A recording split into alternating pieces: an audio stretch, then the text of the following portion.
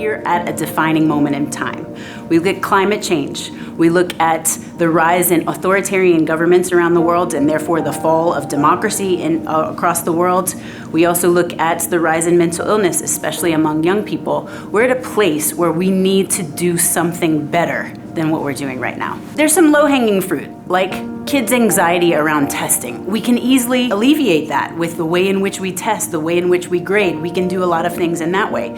But the main passion that I have is how do we prepare kids to transfer their learning to unfamiliar situations. My whole passion with teachers is how do I get kids to use the content that I'm teaching them right now or the skills that I'm teaching them right now and apply it in situations I don't know anything about.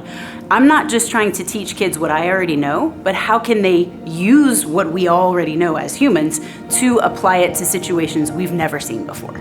So what I do with teachers is to teach them how to become pattern seekers so that they can teach children how to become pattern seekers. And so the first question I ask teachers is, looking at whatever it is you have to teach, usually called standards of learning, outcome of learning, whatever it is that humans have already discovered, and get down to the most essential ideas within that content. So what teachers do is train kids to look for concepts across situations. And so the example that I used here in a statistics class was a film trailer of the movie Oppenheimer.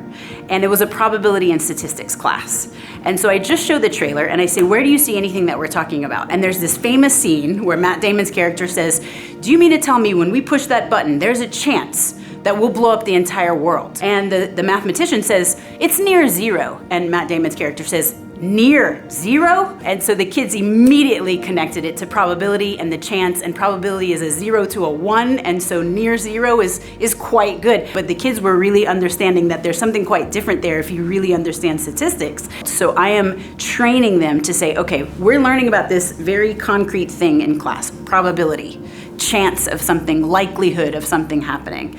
And I can see where that applies to our lives in the world.